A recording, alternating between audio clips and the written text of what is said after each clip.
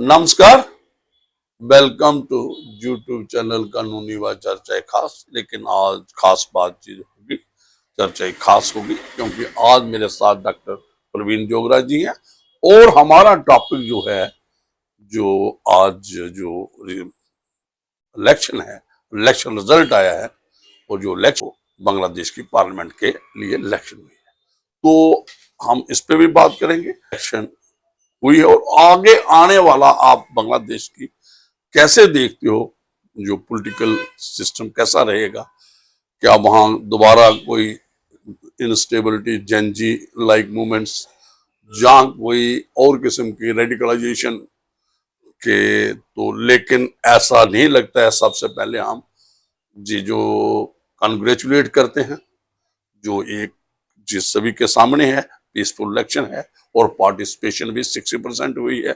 और हमने पिछले अपने अपने शो में भी कहा था, जो बांग्लादेश के रिलेटेड था, तो हमने कहा था कि बीएनपी का आना, एक पॉलिटिकल प्रोसेस रिस्टोर होना ज्यादा चांसेस लगते हैं और आगे पीस का आना, क्योंकि हमारा पड़ोसी है बांग्लादेश इंडिया का और हम पड़ोसी को पीसफुल ही देखना चाहते हैं।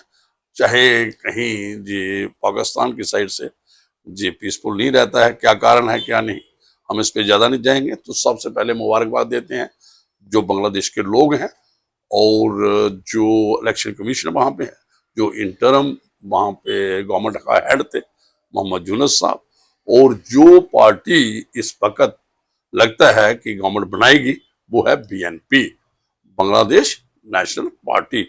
और चांसेस हैं ऑब्वियसली कि जो उनके जो बीएनपी के हेड हैं, जहाँ जो लीडर हैं वो तारिक रहमान साहब, वो आने वाले प्राइम मिनिस्टर होंगे। तो जे मैं अभी डॉक्टर साहब के हवाले करूंगा मैटर।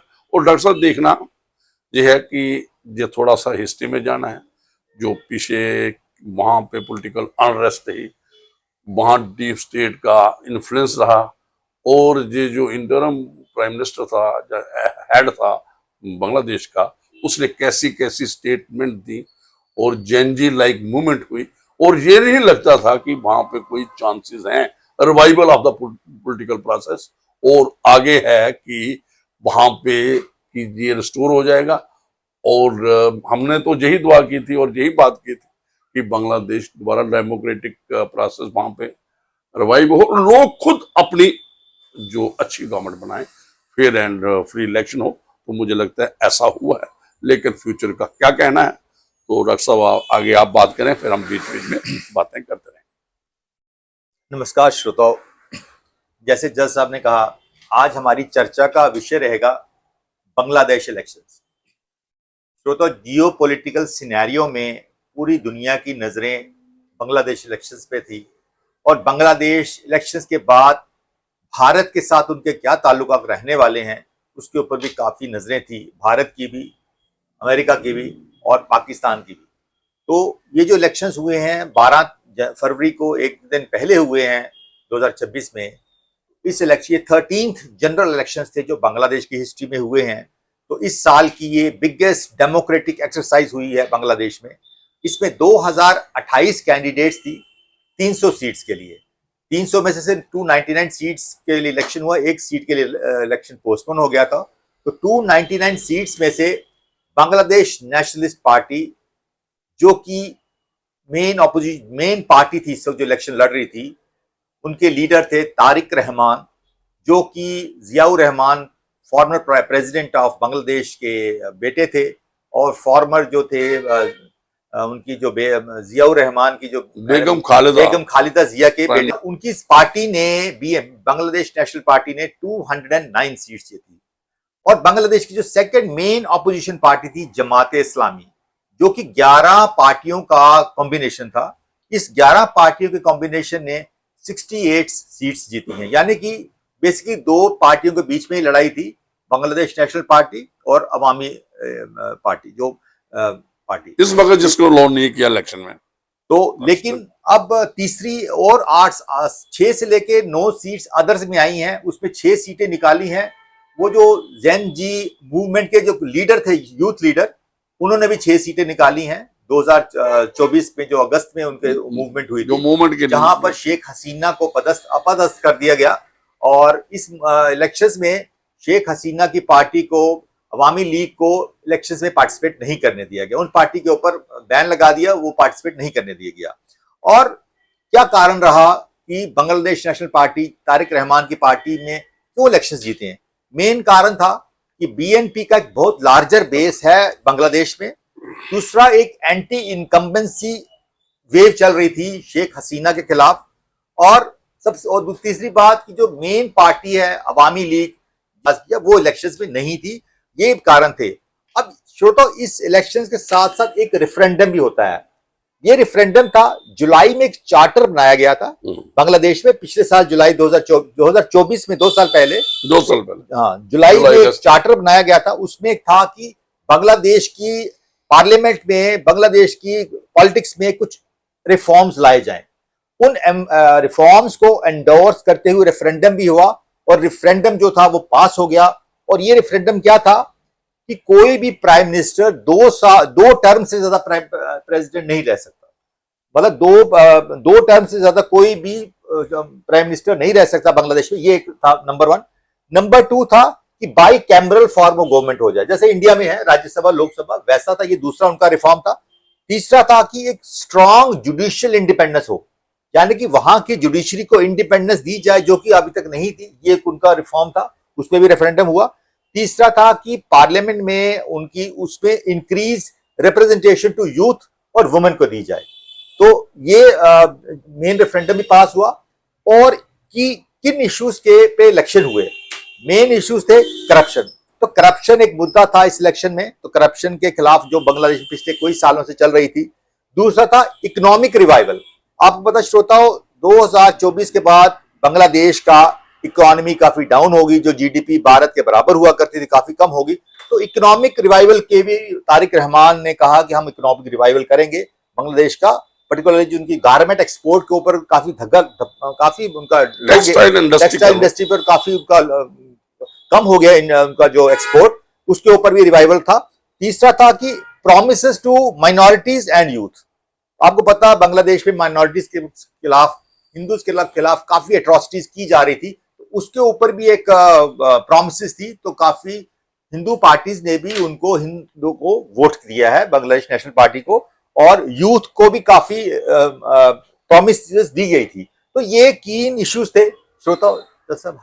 बिल्कुल, जो मैंने गैदर किया कि ये जो एक आप कह सकते हो कोई मूवमेंट था, डीप स्टेट का काम था, या अंदर से आवाज थी, हम इस पे नहीं जाएंगे कि क्या था। एक शेख हसीना जो उस वक्त प्राइम मिनिस्टर थी, उसके खिलाफ काफी एक लोग खड़े हुए थे, और जो रिफॉर्म्स की बात आई तो वो उसी का आउटकम है जो 2024 जुलाई और अगस्त में लाया गया।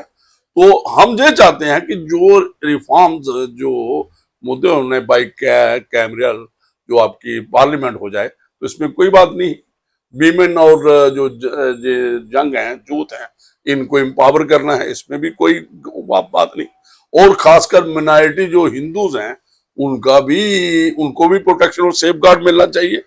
और जो जुडिशियल इंडिपेंडेंस एक कंट्री का आप कह सकते हो कि बेसिक स्ट्रक्चर है, वो एक उसी से लगता है कि जितनी स्ट्रांग जुडिशरी, इंडिपेंडेंस जुडिशरी होगी, वहां का पॉलिटिकल सिस्टम कंट्रोल में होगा, पॉलिटिकल लोग कंट्रोल में, करप्शन, जो दूसरे जो लोग हैं और निपोटिज्म वगैरह चेक किया जा सकता, वो जुडिशरी का। तो रिफॉर्म्स हम आने वाला वक्त देखते हैं। अभी तारिक रहमान तो ये तो है, सर्टेनिटी है, he would become prime minister, तो है बहुत एक हम कुछ किस्मत, खासकर इंडिया, क्योंकि फेयर एंड और उसका आना, मैंने तो पिछले बार भी कहा कि दोनों पार्टियां, हम छोटे होते तो यही देखते थे, एक बार बेगम जिया खालिदा की पार्टी आती थी, एक टाइम की, तो वो ही दोनों रहते थे। और इनकी ही जो ग्रास रूट जो इनके पास कैडर है, अब वहां पे जहां डेमोक्रेसी है, अगर आप ऊपर से किसी डीप स्टेट के आप अगर वहां पे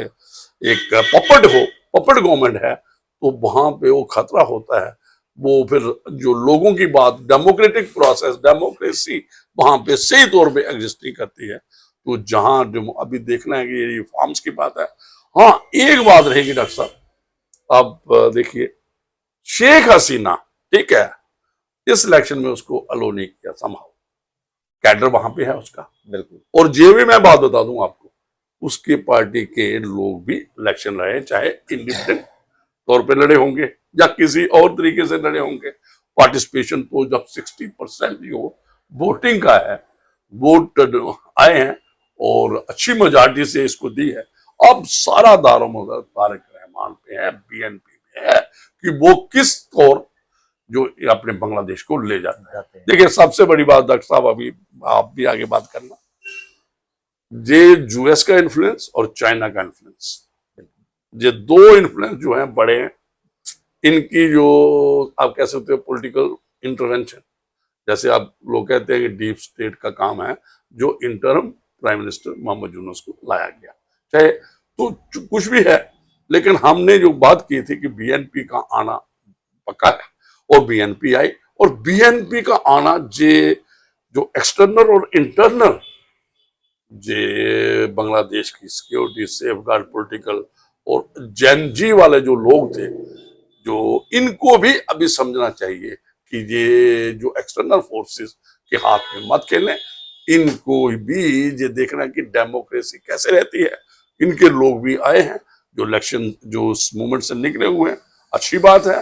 तो अब भी सिर्फ एक ही बात है, बांग्लादेश को आपने, जिन लोगों ने, जो भी पॉलिटिकल लोग हैं वहां पे, जिन्होंने, चाहे वो गवर्नमेंट में बैठेंगे, आप उसमें है कि आपको इंफ्रास्ट्रक्चर ही बिल्ड करना पड़ेगा, इकोनॉमिकल आपकी इंडिपेंडेंस होने चाहिए और पॉलिटिकल इंडिपेंडेंस होने चाहिए। और जैसे कि इंडिया के साथ एक्सपेक्ट करते हैं अच्छे रिलेशन जाए होंगे आने वाले वक्त में, और पाकिस्तान का तो वो जो अगर ये जमाते इस्लामी वगैरह आते तो कुछ और सिचुएशन होनी थी। तो मैं डॉक्टर साहब जी, मैंने बातें ब्रीफ की, आप बात करें कि थोड़ा सा पीछे आगे बात करेंगे कि इलेक्शन से पहले का बैकग्राउंड हिस्ट्री क्या रही है बांग्लादेश की। तो श्रोताओ, बांग्लादेश 1971 में आजाद हुआ था।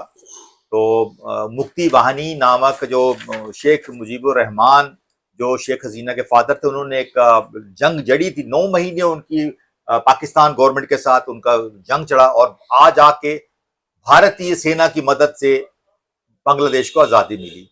लेकिन बांग्लादेश जब को आजादी मिली, उस वक्त भी जो आज की इस्लाम पार्टी है, जमात इस्लामी, उस वक्त भी चाहती नहीं थी, चाहती वो उस वक्त भी पाकिस्तान के साथ रहना चाहती थी।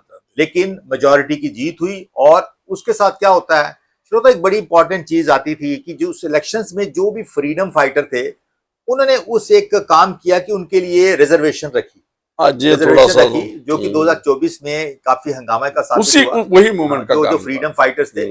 और बांग्लादेश की जो पार्लियामेंट है, उसका नाम है जातीय संसद, नेशनल पार्लियामेंट। जातीय संसद में हर 5 साल के बाद इलेक्शंस होते हैं, 300 सीट्स हैं इसमें। और अब इलेक्शंस जो तकरीबन पीसफुली रहे हैं, लेकिन 2014 और 2018 इन इलेक्शंस में सारी ऑपोजिशन पार्टीज ने बाइकआउट किया था।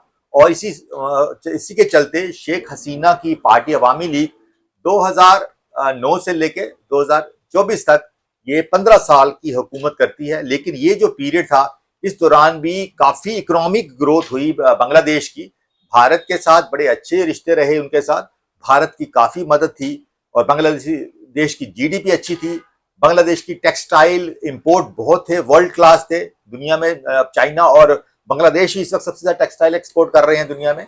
और लेकिन 2024 में एक एंटी इनकम्बेंसी वेव स्टार्ट हो गई। कुछ डीप स्टेट अमेरिका और पाकिस्तान की तरफ से थी, तो लोगों को रेडिकलाइज करने की एक मुहिम स्टार्ट कर दी गई डीप स्टेट ने। जब रेडिकलाइजेशन किया, एक यूथ मूवमेंट हुई। यूथ मूवमेंट के वक्त उन्होंने सिर्फ एक ही नारा लगाया कि रिजर्वेशन कोटा सिस्टम बंद करो। और ये जो पीसफुल प्रोटेस्ट थी, अल्टीमेटली ये काफी वायलेंस हो गई। इतनी वायलेंस हो गई कि सारी हदें पार कर दी गई। बांग्लादेश की नेशनल पार्लियामेंट को नुकसान किया, काफी गवर्नमेंट प्रॉपर्टी को नुकसान किया, और भारत की मदद से शेख हसीना को एयरलिफ्ट कर दिया गया उनके रेजिडेंस से इंडिया में। तब से वो इंडिया में एग्जाइल में रह रही हैं। तो उसके बाद 2024 में क्या होता है कि इंटरिम गवर्नमेंट दे दी जाती है मोहम्मद यूनुस को। माना जाता था कि बहुत बड़े यूरिस्ट हैं, बहुत बड़े इकोनॉमिस्ट हैं, उनको बहुत समझदारी से काम करेंगे, उनके हवाले हुकूमत कर दी गई इंटीरियम गवर्नमेंट। सबसे पहले आते ही जो ज़ेनजी मूवमेंट थी, उन्होंने जुलाई में एक जुलाई चार्टर बनाया, जो हमने अभी पहले डिस्कस किया, वो रिफॉर्म्स लाने के लिए कहा। वो रिफॉर्म्स के बारे में यूनुस कहते हैं कि इलेक्शन के साथ ही ये रेफरेंडम होगा इसके लिए, लेकिन मोहम्मद यूनुस ने आते ही सबसे पहले काम किया, सबसे पहले अपनी जो नजदीकियां थी पाकिस्तान के साथ ले गई। दूसरा बेल्ट रोड इनिशिएटिव के चाइना का एंट्री डलवा दी, और चाइना को की बिल्कुल चिकन नेक यानी कि सिलीगुड़ी कॉरिडोर के पास उन्होंने एक बहुत पुराना एयरपोर्ट था उनका, जो आजादी के टाइम का था, वर्ल्ड वार 2 के टाइम का था, उस एयरपोर्ट को रेनोवेट कर दिया और चाइना की वहां एंट्री करवा दी।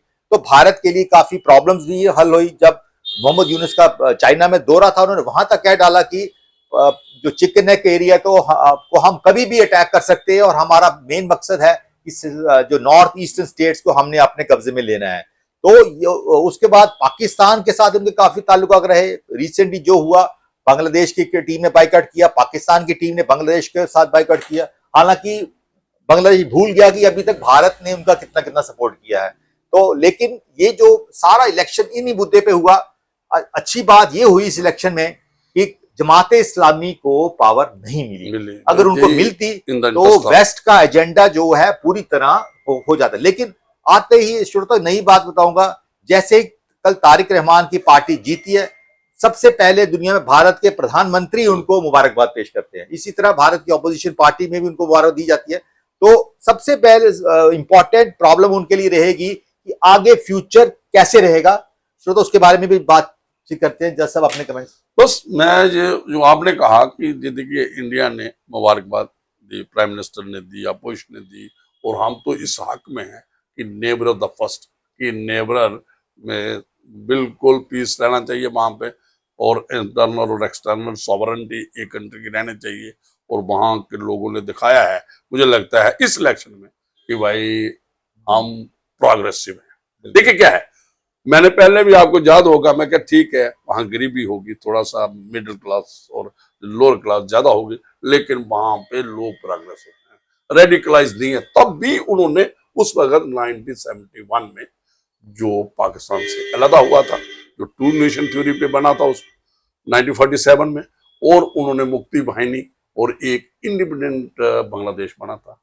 तो ये एक बहुत है। और सिर्फ अब एक ही जो आने वाली गवर्नमेंट है, जो चाइना के जो डेथ ट्रैप में है, जो एक वक्त जिसने कहा इंटरम जो गवर्नमेंट का हेड था मोहम्मद यूनुस कि भाई ये लैंड लॉक्ड है, क्या जो आपकी नॉर्थ, जो आपने बात की नॉर्थ ईस्टर्न स्टेट की और सिलीगुड़ी और चिकन नेक के, तो इसको ये नहीं पता है कि भाई आगे भी हमारा एरिया है, तेरे वहां पे भी 2 चिकन नेक हम मुंडी कभी भी 2 की कर सकते हैं। और हमारा अल्टरनेटिव मल्टीपर्पजेस जो काला पानी प्रोजेक्ट भी जल्दी ही तैयार हो जाएगा, और हम अल्टरनेट रूट भी अडॉप्ट कर सकते हैं। तो लेकिन हम ये नहीं, हम टकराव में जाएंगे किसके साथ, बांग्लादेश के साथ, और यही है। और इसका जैसे डॉक्टर साहब आपने कहा कि भाई इसका जमात इस्लामी का ना आना एक सेटबैक है, एक तमाचा है, जो रेडिकलाइजेशन फोर्सेस वहां थी, जहां जो लोग डीप स्टेट के थे, जहां पाकिस्तान के लोग थे वहां पे, कि वो वहां पे चाहते थे कि वही सिस्टम हो जो पाकिस्तान में हो वहां पे जो है। तो यही एक्सपेक्ट करते हैं डॉक्टर साहब। श्रोतो, अब तारिक रहमान का बनना प्राइम मिनिस्टर तय है, आज ही शायद वो शपथ लेने जा रहे हैं। वो तो हो जाएगी। तो सबसे पहले चुनौतियां क्या रहेंगी तारिक रहमान की? सबसे मेन चुनौती रहेगी कि बांग्लादेश की इकोनॉमिकल रिवाइवल, क्योंकि बांग्लादेश में अनएम्प्लॉयमेंट काफी बढ़ गई है, यूथ को काफी एक्सपेक्टेशंस हैं।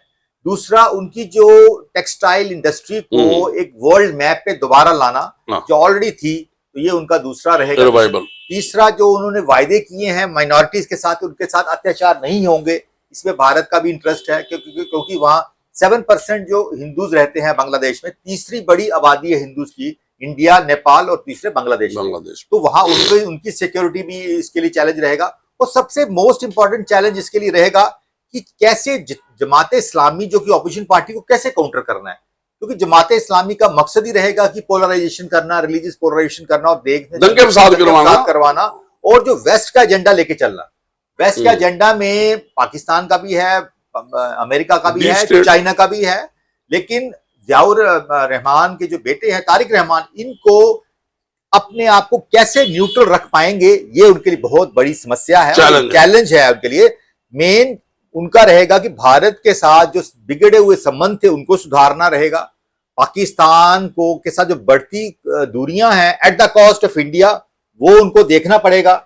चाइना के साथ भी जो उन्होंने चाइना के साथ मिलकर हमें थ्रेट्स दी हैं अभी तक, चिकन नेक एरिया और सिलीगुड़ी कॉरिडोर को, उसके ऊपर भी थोड़ा सा उसको विराम लगाना पड़ेगा। तीसरा, अमेरिका को एजेंडे को भी उनको न्यूट्रल करना पड़ेगा। तो मुझे लगता है कि ये 4-5 चैलेंजेस को अगर वो कर पाएंगे तो बांग्लादेश की जो इंटरनल सिक्योरिटी मजबूत होगी, बांग्लादेश की जीडीपी बढ़ेगी, बांग्लादेश के पड़ोसियों के साथ ताल्लुक अच्छे रहेंगे। और सबसे बड़ी बात है जो वेस्ट का एजेंडा है साउथ एशिया में, कि साउथ एशिया में डिस्टर्बेंस रखनी है, इसको भी एक बहुत बड़ा एजेंडा है। सो आज आके साउथ एशिया की जो फ्रेंडशिप है उसको बढ़ाना बांग्लादेश का मकसद होना चाहिए। और कुछ क्रिकेट डिप्लोमेसी भी अभी रही है, आई थिंक उसमें भी काफी ज्यादा इंप्रूवमेंट हो जाएगी। जो कि बांग्लादेश में इलेक्शन, भारत की बहुत ही उम्मीदें हैं इसके ऊपर, भारत इसको पॉजिटिव सोच के साथ लेके चल रहा है कि बांग्लादेश में जो नई हुकूमत आई है तारिक रहमान की, वो भारत के साथ अच्छे संबंध सुधारेगा। तो हम तो ये चाहते हैं, दो बातें हैं शॉर्ट में। एक तो इंडिया के साथ तारिक रहमान जो प्राइम मिनिस्टर वहां पे बनेंगे, जहां जो भी हुकूमत वहां बने, अच्छे रिलेशन रखे इंडिया के साथ और कोशिश करे कि वहां पे ये पॉलिटिकल प्रोसेस है, डेमोक्रेटिक प्रोसेस रिवाइव हो चुका है एपरेंटली, लेकिन उसको कंटिन्यूटी और उसकी कंसिस्टेंसी रखे। और जो आपने कहा टेक्सटाइल इंडस्ट्री, उसकी इकॉनमी की डोमिनेंस है तो उसको रिवाइव करें। और जो एक डर है, जो एक मिनॉरिटी में है, जो प्रोग्रेसिव सोच के लोग हैं, उनको सेफ गार्ड दे, प्रोटेक्शन दे, एक ये बात है। और एक ये बात है जो ट्रायल हुआ इन एब्सेंसिया शेख हसीना का, जो जजमेंट इन एब्सेंसिया हुई, जो वो जजमेंट सेटिस्फाइड होना चाहिए उसको, क्योंकि पॉलिटिकल कॉन्टेस्ट है तो इसको अलो करना चाहिए शेख हसीना को, वो बांग्लादेश में आए तो पॉलिटिकल सिस्टम, तभी आप कह सकते हो कि एक हेल्थी डेमोक्रेसी है। जब तक शेख हसीना इसमें पार्टी नहीं आती वापस, उसके बाद पीछे केस नहीं लिए जाते, उसको भी उसकी पार्टी को पॉलिटिकल प्रोसेस में या अदरवाइज नहीं अलो करते जो भी पॉलिटिकल एक्टिविटी वहां, और आने वाले वक्त में जो पॉलिटिकल एक्टिविटी वो उसको नहीं मौका देते, तो फिर हाफ जो डेमोक्रेटिक प्रोसेस हम कहेंगे कि, और फिर क्या होगा, फिर कोई डीप स्टेट आएगी, फिर वो इसको हटाएगी और फिर कोई इंटरम प्राइम मिनिस्टर, क्योंकि एब्सोल्यूट जो पावर है करप्ट्स एब्सोल्युटली, अदरवाइज जो पावर है करप्ट करती है, लेकिन एब्सोल्यूट तो इसलिए मौका शेख हसीना की पार्टी को मिलना चाहिए। तो इसी होप से कि शेख हसीना की वापसी और इंडिया के साथ अच्छे रिलेशन, और यूएस और चाइना को, जैसे इंडिया ने इंटरनेशनल रिलेशन बनाते हुए जियो पॉलिटिक्स या जियो इकोनॉमिक जो भी है, वैसे ही बांग्लादेश करे, यही एक्सपेक्टेशन है। तो डॉक्टर साहब मुझे लगता है काफी आज के लिए, तो लीजिए इजाजत। Thank you.